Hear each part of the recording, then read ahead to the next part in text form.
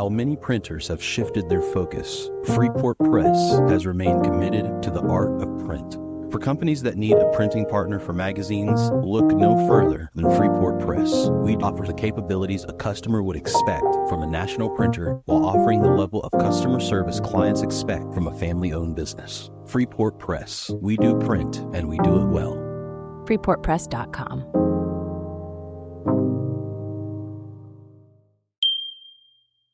Websites are never ending. They're really, really not fun things. I find them really uncreative because, it's just a screen. No one sniffs an iPad when someone launches a website, but if you give them a magazine, the first thing anyone does is hold it to their nose and smell it. I don't want to do web stuff ever again. I hate it.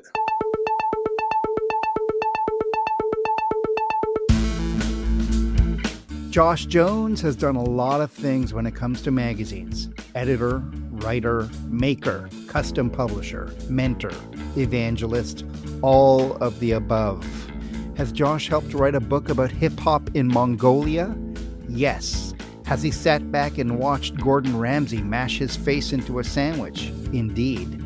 Has he written an instructive how-to book that reminds the reader to always lift a box of magazines by bending one's knees? Yes, again.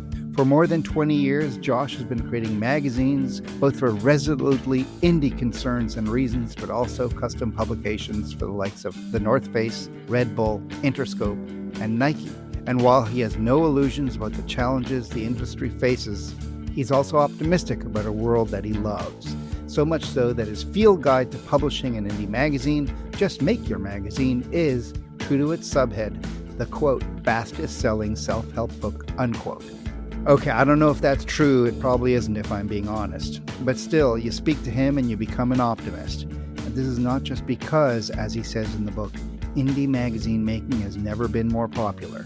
It's also because, and perhaps caught up in the same optimism, it's also because I suggest that it's possible we are over the print panic of the mid-aughts and the industry as a whole is now back on a sustained kind of upswing. That's an idea we're going to explore on the show this season, because there has to be some things that are right in the world, damn it. My name is Arjun Basu, and welcome to a new season of The Full Bleed. I want to start by asking a rather open-ended question. Uh-oh. What don't you do? I don't design, that's for sure. Yes.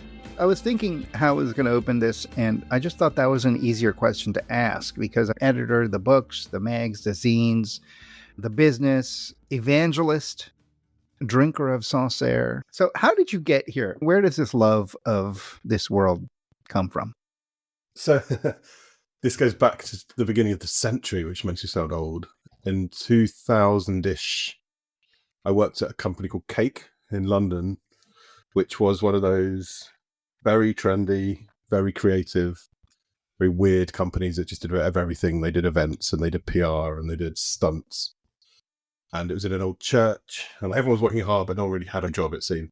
And I was quite good at writing, so the bosses there were like, you do writing, write some stuff for us. And there was a guy there called James Lee Duffy, who was a designer, and we set up a zine called Pavement Liquor. It was an art zine, underground art mainly. No one could get published because they weren't in books or they hadn't been in magazines. But you could get published unless you were in one. So this is like a vicious circle. No one had websites and no one had Instagram. So we published this black and white art zine. But we were fortunate enough to know some people in the scene who went on to become quite big. So Jamie Hewlett did some stuff, who obviously is Gorillaz, and Banksy did some stuff.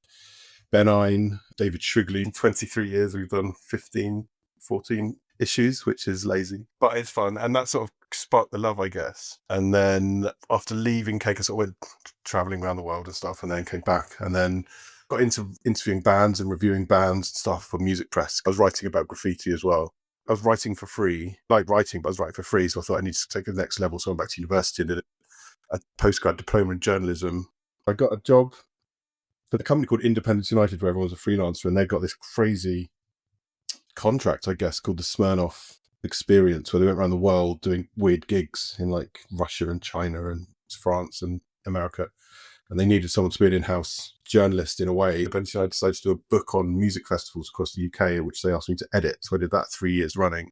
So then I had 3 coffee table books under my name.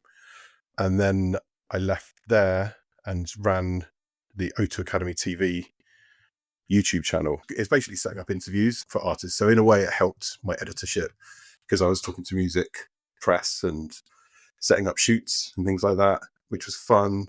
Then I moved to Red Bull to be the music editor for their UK website and the UK Studios website. And I was freelance there, but I just didn't enjoy it. I just realized that websites are never ending. They're really not fun things. I find them really uncreative because it's just a screen. And I've said in a few interviews, no one sniffs an iPad when someone launches a website, but if you give them a magazine, the first thing anyone does is hold it to their nose and smell it. You know, one goes, oh, I love print. After I quit Red Bull, I left and I thought, I don't want to do web stuff ever again. I hate it. I've said this to a couple of people.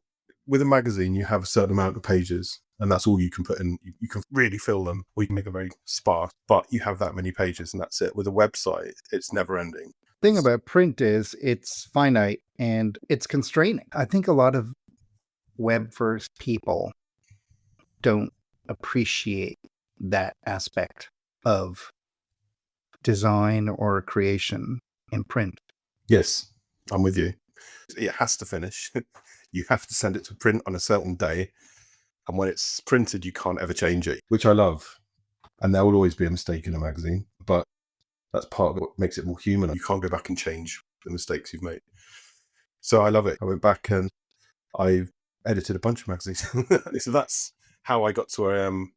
I've just done sort of my own little thing, a bit bored around the outskirts. And I live in the indie world, which is a fun world to be. You are Captain Indie and almost like an evangelist for that form or that ethos. And other than I will never edit for the web, what's the one thing you would say you've learned? I think, I don't know, it's to sound like some kind of inspirational gym poster, but it's just go and do something. A lot of people with their own barrier, I think. Like you can make a magazine. You can literally get some printer paper, fold it in half, and you've made your magazine. It doesn't have to be glossy and perfect bound. That's the beauty of indie world. Probably because coming from a sort of zine world, you're like, why not? It's never been easier to make a magazine, but lots of information's gatekept. And I haven't done it, but I'm sure people will. Just make a magazine on your phone. You've got enough apps.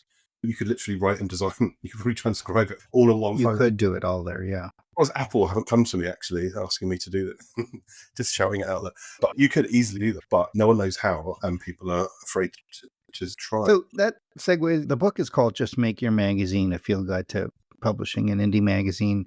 Did you write it because you wanted to share your knowledge, which is considerable, or because you sensed a need, because people kept asking you, or both?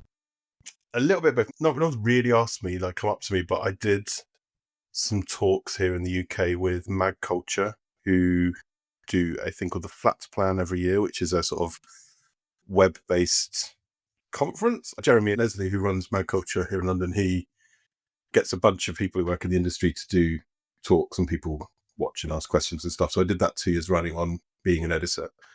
And then Steve Watson, who runs something called Stack Magazines. I don't know if you know that, but it's like a subscription and you get an indie magazine every month and you don't know what you're going to get. But I've known him for quite a while and he does a couple of in real life evening events. So I did the same sort of thing. And I realized the script I'd written that I could use for the talks, I was like, I could quite easily transfer this into a book, but I didn't really know how. And I sort of started it inadvertently. And I don't want this to be a word-heavy book. I want it to be digestible and not too serious. And because it's like when you go on like YouTube and you're like, how can I draw? Or how can I paint? And you get on there and you realize by doing it is the only actual answer. There's no secret to being good at art. It's just practice, do it. Reading your book, I realized I think you actually covered everything. That's good. I'm sure there's some best numbers. Over my career, you learn on the job, like most jobs. And I just thought there's things in here that I've been in meetings and I didn't know what it was. So I flagged it and then Googled it afterwards. So I said, I will put these things in. Well, when you're doing a photo shoot, you don't often do big fashion stylist-based shoots where you're getting people involved. But when I became exec editor of Marvin magazine, when Marvin Scott Jarrett from Raygun and Nike, when he started his new magazine, he asked me to be exec editor, which was a step up for me for sure. And I learned a lot from Marvin. And Gary Krepke, who was the art director, but he died earlier this year, I think, or like late last year. But things like, can we get an LOR? And I was like, I don't know what an LOR is. And it's a letter of recommendation that a stylist needs to go to a brand and go, we're doing this shoot with X band, X artist. Can we use your clothes? It's basically a mild insurance. So it's just like someone going up and stealing a load of high fashion clothes. Those things are things I've learned, and it's very simple to say this is what it is. And you know what, this is the jargon for various things. How to write a call sheet, which is who's involved in this photo shoot or interview. These are all the contact details. This is where it's going to be. This is the timing. So everyone's on the same page, literally the same page. Things like that. No one really teaches you. With the book, I just help you. This is what people mean by these things. So that bit's gone down quite well, actually. Lots of people seem to like that. You mentioned Marvin, which I guess in many ways was a big break. How did they find you? By then, I'd done quite a lot of mags. There's a hotel in Ibiza called Pike's, which is quite famous for its rock and roll history. Freddie Mercury used to stay there. And I was doing a magazine for them, which was fun because I got to go to Ibiza every year and take all these photos. And Fatboy Slim plays like in this tiny little club they have there, and DJ Harvey. It's a cool place. And Marvin had posted on his Instagram, I think I commented underneath. And then he messaged me and said, cool stuff. And I was like, yeah, you too. He said he's thinking of starting this new thing. Would I like to come on board as exec editor? And it's a very small team. It was me and him and Gary at the time, and a guy called Jeff. He was like marketing. And COVID hit. I was like, oh man. So coincidentally and helpfully for me, that killed the industry. So Pike's Hotel wasn't going to do any magazines for a while. They still don't do it. They're still recovering. But Marvin decided, even though the world was locking down, he was still going to carry on with it. I didn't have the COVID gap of not earning any money, but I went in from Pike's straight into doing Marvin, which was cool. So that's how we got in contact, was via Instagram. Talk about Huck. Huck is funny, really, because when I left journalism college after doing this diploma, my first ever commission was this new magazine called Huck, which is on issue 3 or 4. I think it's 4. And I pitched an interview with this graffiti artist called Arrowfish, who was the first Western graffiti artist to paint on the very apt now wall in Palestine, and between Palestine and Israel. That was my first commission, my first proper commission as someone who graduated from journalism college. When I wrote on and off for them over the years, and then lost touch with them a bit. And then they got in contact with me because they publish a magazine called Little White Lies, which is a really good independent film magazine. And they also do a magazine called Sandwich. Those are their 3 in their stable. TCO London is the name of the publisher. They hit me up asking if I'd wanted to edit Sandwich magazine because it was brand funded, and then they'd taken it in-house. It's going to be just an indie mag. So I did. I said, that sounds fun. So hold on. Sandwich transitions from being a branded, custom published magazine. The first 4 issues were in collaboration with Sir Kensington Mayonnaise. They did this magazine called Sandwich, which is a brilliant idea. And they use that sandwiches, each theme is a different sandwich. So the first one was the BLT, and they had stuff like they grow lettuce in space because it's the easiest thing scientists can study. And then they did a Who Cleans Up After the Tomatina Festival, where they chuck lots of tomatoes around. There's a photo story. They did a whole thing on this sort of rising trend in the UK of young female independent butchers. So they did 4 of those. David Jenkins, the Little White Lies editor, did that. But then when Kensington decided to move on, TCO London took it in-house as their own magazine, totally independent from brands in that sense. And they asked if I wanted to come do it and edit that, take over from Jenks, because he wanted to concentrate on Little White Lies. And I would say, yeah, of course, that sounds really fun. So my first one was the barbecue brisket issue, which had a guy called DJ Barbecue on the cover. And then I've also done one with Benny Blanco on the cover. We did the ice cream sandwich issue. And then the latest one was Gordon Ramsey, who did a chef special issue, where he came in as guest editor. Smashing sandwiches into his face. Yeah, idiot sandwiching himself. I said, you could be guest editor if you do an idiot sandwich with a sandwich in your own face. And he was up for it. And it was to support his show, Idiot Sandwich. After they've done one issue of Sandwich, Niall, who was the editor of Huck, moved on. He went to Monocle magazine. And Vince Medeiros, who's the publisher at TCO, was like, do you want to take over Huck? And I was still doing Marvin at the time. I'd done 8 issues of Marvin. We'd just had Trent Reznor on the cover of that. And I thought, this is quite a good time. The LA hours and UK hours are taking their toll. Would be quite nice to go to an actual office where there's other people rather than just working on a laptop via Zoom. So I left Marvin.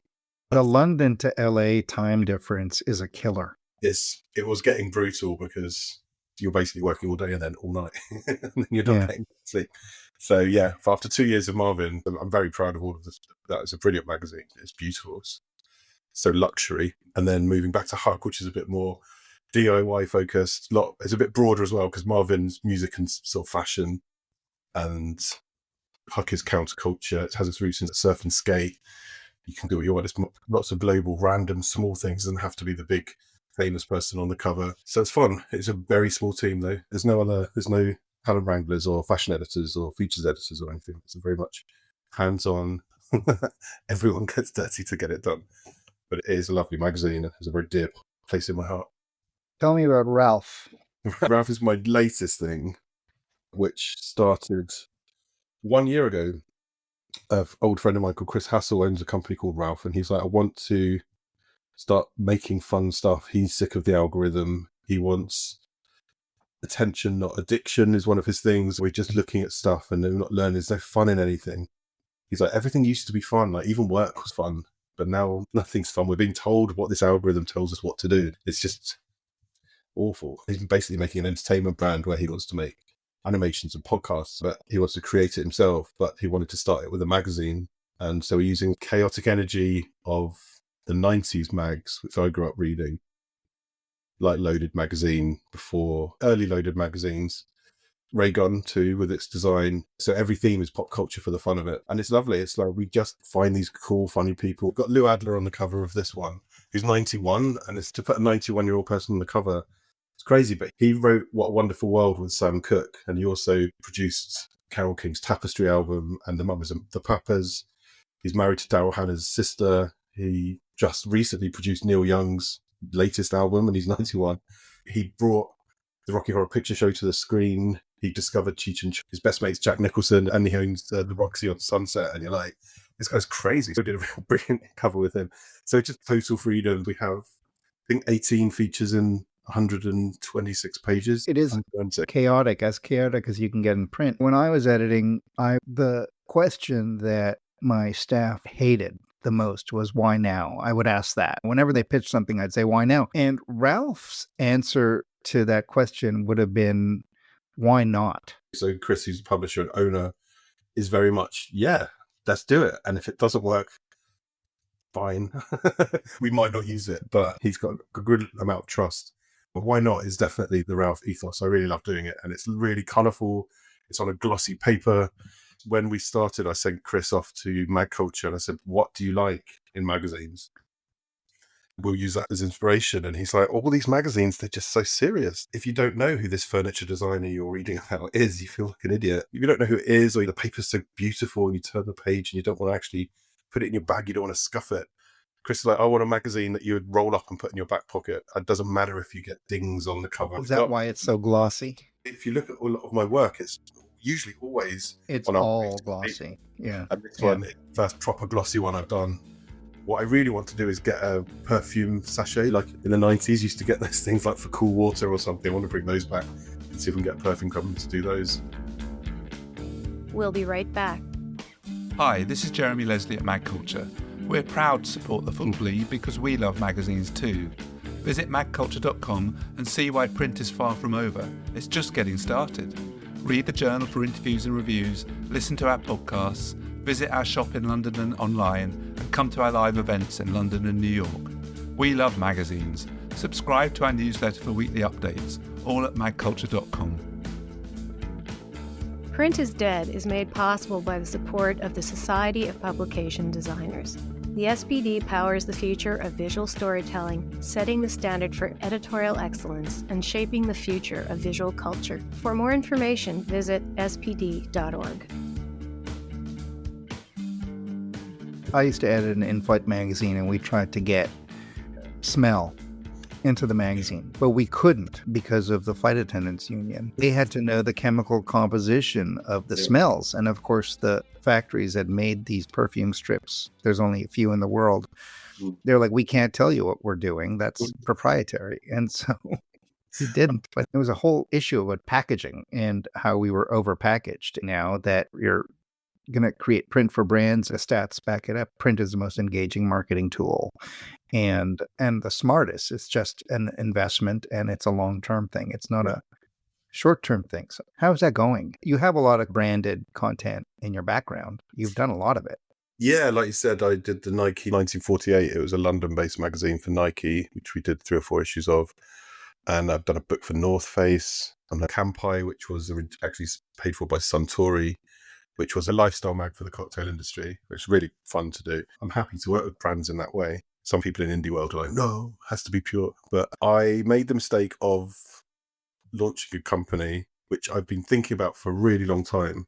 It's called International Magazine Gang. Bloomberg have written about it 3 times, about luxury brands moving back to print. And some of them are collaborating with an existing publisher, like Dazed have done a few with Adidas, I want to say, or Nike.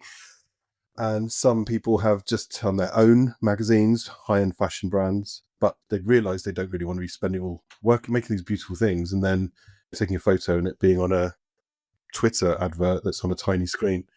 And they want to have control of who sees it. If luxury brands are doing this, high street brands will follow. This is not to disparage. A lot of creative agencies don't do print, and they haven't needed to because there's not been the sort of call for it. Staffed by digital natives. Yeah, exactly. I did a Riso printing course with a guy called Ben Ditto, who's a very brilliant creative director and used to run a publishing house. And there were a bunch of kids there from university in their 20s, and they didn't know what CMYK was because they'd just not been taught it. And it really stuck with me. And I thought, a brand wants to make a magazine, say, and they go to their creative agency and they're going to charge them a fortune. And they're probably not going to do a very good job because they don't have the experience. I just bring this network of people that I know, freelance editors and art directors mainly, but photographers, writers, printers. So someone can come to me and say, can I make something? And then I can either do it myself or I can use a different editor if they're more in tune with that sphere of culture. I think I told you I want to be involved. I've written your name on my little Excel sheet. The age thing is actually interesting, and I've heard this over and over, that this newfound awareness is coming from younger people. It's not a nostalgic thing. It's actually from the ground up and not from the experienced people down. Everyone I talk to who is younger or who opened a store, I spoke to the people from Issues magazine shop in Toronto. All of their events, they were expecting millennials or boomers or Gen X, and they were getting 20-somethings, and it became a social thing, and that's where the pickup was happening. And a lot of the people I'm talking to, they are creating magazines for culturally, they're for young people. Which was one of the reasons I priced it at £10 because I wanted to make it affordable, and a lot of students have bought it. And someone in Manchester in the north of England called Ella Horniman, she messaged me saying I used my last £10 to buy it. She's done a brilliant magazine called 1922, which she just needs some funding from a brand to do it. It reminded me of Sleaze Nation and those sort of late 90s style mags. It's all about the fashion of these really young kids coming from a really deprived part of Manchester, just doing it on their own. But yeah, I wouldn't be surprised if the 20s and down are just rejecting living online all the time. It was on the BBC where they took magazines into a secondary school, which is for sort of 14 to 16-year-olds. They gave them magazines and they all gave them back at the end. And they said, no, they're yours to keep. You can have them. And I've done this with some talks at universities with zines. So I keep the zines. And people are like, what? I've chatted to some people about BBC reports because no one has anything tangible. Even in computer games, you download it. Everything's on a cloud. Everything's on a phone. You don't hold anything. For people to be like, you can keep it. Like, just have it and you can read it whenever you want and go back to it. No, it's just incredible. It's just for their brains to work that out. So I guess people are like yearning to have tangibility. It's a good thing. It's human. Luxury brands and fashion brands have always gravitated to print because it is tangible and they're dealing with tangible things, even if it's experiences, even if it's hotels. The hotels live on more than just vibe. They have to pull it off when you walk into the room. They've understood that, and luxury brands, fashion brands for sure have understood it more than anyone else, which is why they never really abandoned print. And I think as the internet erodes, which I think is accepted, that it's eroding, that it never lived up to its initial promise, which was boundless. And then now enshittification is a word and we're all using it. What more can print do that the internet or a screen can't?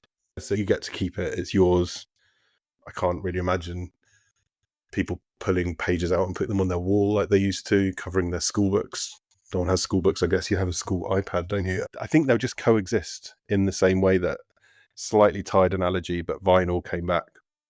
People appreciate the sort of imperfections in that, and the sort of the experience of vinyl is always going to be better than Spotify or other streamers. I feel like they're just going to coexist in this world, and people want to switch off from, like you say, the internet has definitely not lived up to what we thought it would be. Why would you want to go on what's just bad news?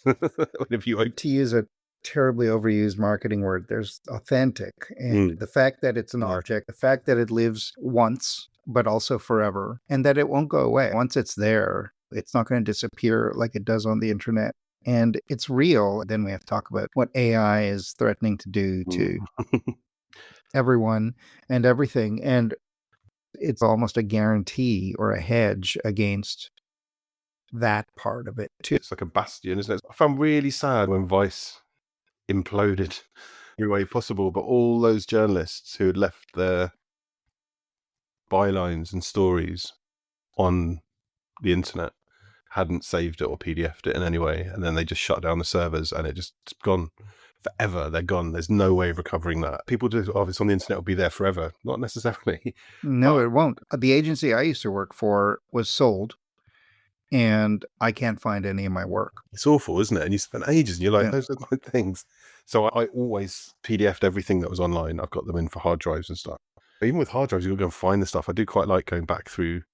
You can't quite see it here, but I've got a whole bookshelf of magazines and stuff, books I've made. But it's nice to go flick through them and find all of those things. I have a theory, and I want to bounce it off you. I think the last 20 years were an anomaly. Yeah. Print. I think it was like a dip or a panic, and I'm calling it the print panic, which happened because the business models and the money went online because it was more efficiently spent. But I think it's like the media version of the satanic panic that happened many years ago, that we had a print panic and we're going to find a new equilibrium. We're finding it, and we're at the beginning of that. Absolutely. It's Amanda Mull, I think, who writes for Bloomberg, and she's written a bunch of it. Here it is. She's like, fundamentally, the issue is that people didn't stop buying print magazines and they didn't stop printing print magazines because consumers hated them, which is normally what happens at the death of an industry, isn't it? People move on. They stopped happening because the money just was whipped out and went online. And so it just became untenable to print magazines and sell them. People still want them. And that's why if you look at Vanity Fair, which Amanda Mull goes on to write about, Vanity Fair and Vogue and GQ, they're luxury. People didn't care for the internet. Rich people don't care about the internet at all. They don't have phones, but they love tangibility, and they'll keep buying Vogue and they'll keep buying Vanity Fair. There's quite a lot of magazines now like doing a US edition, and with Ralph, we're now looking at doing a Japanese language edition, which I'm very excited for. But yeah, there's green shoots of recovery, definitely. But I'm hoping you're right that it's been just this brutal panic dip, and then it's righting itself, and it's never going to be in like the late 90s when you're selling 350,000 copies of a monthly magazine. I think we need to make T-shirts. I survived the print panic of 2010 or something like that. I like it. Yeah, I made it, man. I survived, but barely. I just have to ask you about the hip-hop magazine from Mongolia, because I think you're the only person I can ask that question to. That isn't a magazine, that's a book. That's a book, right? Yeah. But it's an object that was created that you did, and it's words that are put together that I don't think I've ever uttered and might not ever again. That came about, I was with, this sounds slightly media raw. My good friend Steph is a photographer, and she had done a photo shoot in Greece, a Greek island somewhere with some models, and turned it into a book. And James Lee Duffy, who I've mentioned a few times, designed it, and it was printed, it's beautifully printed at a place called Calvert's, which is like a cooperative here in London, and I really love what they do. We had to have a launch party for it. So at the drinking some warm wine, we were chatting to another photographer friend called Alex Demora, who shoots big campaigns for Adidas and Nike, and I've known him. I actually was the first person to ever commission him, so I've known him for a long time. He had found out about the Mongolian hip-hop scene, and there's a rapper out there called Big G, who's like the most famous rapper. So he went out to Ulaanbaatar, which is the capital of Mongolia, and shot some beautiful shots of the hip-hop scene. And it's obviously tiny, as you can imagine, but he went and met the kids and the dancers in this city in Mongolia, which is like 60% tents. People still live in tents like their ancestors did and Genghis Khan did out on the hills. As we were talking about it, he was like, I want to do something with the pictures. And we realized collaboration and just been born. So we were like, why don't we make a book or something? It looks a bit like a magazine because it's soft covered. But yeah, it's beautiful. So your final thoughts in the book are basically, I used to tell people who want to be editors, what do I need? And I said, you need to be curious, but mostly your antenna always need to be up. And that's the tiring part of it. Something may spark a different angle. And so it really is in the end about just being open to the world. It's a very literary thought. I've not thought of that, keeping your antenna up. I'm going to steal that off you. Go ahead. I don't know. I just feel like you can file stuff away, and we have so much information being vomited at us and thrown at us, and everywhere you go, there's stories and everything. Even when you're browsing Twitter and it's just horrendous, there's usually something that you're like, that could make a good story. And I've got a weird memory where I can remember a lot. I remember everyone I went to school with's names and things that happened, like people I'm still friends with. Like, how do you remember these sorts of things? What I do is curating. What I see as my job is I have an idea. Who's the best person to write that? Who's the best person to shoot that? Which is basic editing, but I like getting that person who's exactly right. In Ralph, we do a music deep dive. We had this idea to do emo music of the early 2000s in South Wales. Really niche. Emma Garland, who's a brilliant writer and a famous worldwide for her culture. She was a culture editor at Vice, one of the best freelance writers, I guess, but music writers in the UK.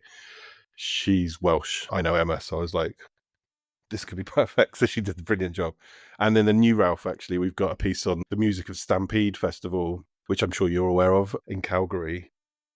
The sort of rock and roll element to it. Tracy Kowalik is a writer over here, but she's from Calgary, and her dad used to run 2 of the stages. So she wrote this whole piece on and had insider knowledge. So there's going from a good idea and then being like, who could do this justice and who's going to get this sort of scoop in this and the insider knowledge. So that's how I like to edit my mags. Yeah. It's doing a bus, but inviting the right people on that bus. I sometimes wonder what it would be like when you're working in a big team.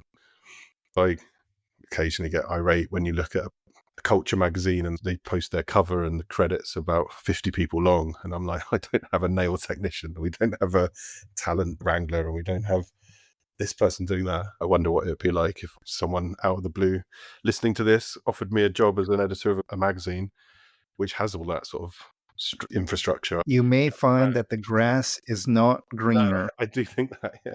Okay. 3 magazines or media that are exciting you right now. Polyester immediately is just brilliant. Subscriber-led, mainly. They haven't got many pennies to rub together, but what they do is they reinvest it, and they're very upfront about that. I hope they're listening to this. I've had ideas for covers 4 times in the last 12 months, made approaches, and then within 2 months, they've had that same person on the cover. And I'm not talking big names, I'm talking about up-and-coming names. And I'm like, fuck hell. Check your tech. They're listening in. They're listening. They're so on the button with culture. They just know what's going on. Look at their photography. It's fantastic. You look at their production values and you're like, that is almost Vogue quality. There's also another magazine over here run out of Brixton in South London by an editor called Tory West, which is called Bricks, which is fashion mainly, but just someone working hard, like literally come from nothing, just had a vision and made her own magazine, and she's had some brilliant covers. I subscribe to both Bricks and Polyester. I just think they just do a great job. And then Enthusiasmos magazine. Yeah, I've been trying to get him on. It's a great magazine. It's a great magazine. Raymond Coppola and Johan Chiaramonte. I don't know how you say that name. It's printed in France, which for some reason makes it cool. Smells beautiful. Nut magazine, which is by Richard Turley, who produces magazines every day, it seems. But if you see it, it's massive. It's a black and white fashion Bible, but go and pick it up and be absolutely surprised at how light it is. He's used this crazy paper stock for a black and white thing. It's like a tome. It looks like it would break your toe if you dropped it. And then you pick it up and you all gasp. Trying new things, I think, is just quite incredible. And all of those mags I mentioned are all totally different sizes, which shows you can just print whatever you want. You can just print whatever you want, which is exactly what you say in the book. So that's a nice bow on the whole thing. This has been The Full Bleed, a podcast about the future of magazines and the magazines of the future, and a production of Magazium LLC. This episode was produced by Patrick Mitchell. The theme music was composed and played by Jason Camelot. If you'd like to comment on this show, send an email to hello@magazium.co or visit our website at magazium.co, where you can read transcripts of all of our interviews from all of our podcasts, along with portfolios, archival photos, links, and more. You can also tell us about the mags you miss. Just fill out the form on the website. Once a month, we'll select the name of a lucky person, and they could win some fine swag. Speaking of which, we have a swag shop. My name is Arjun Basu. Thanks for listening.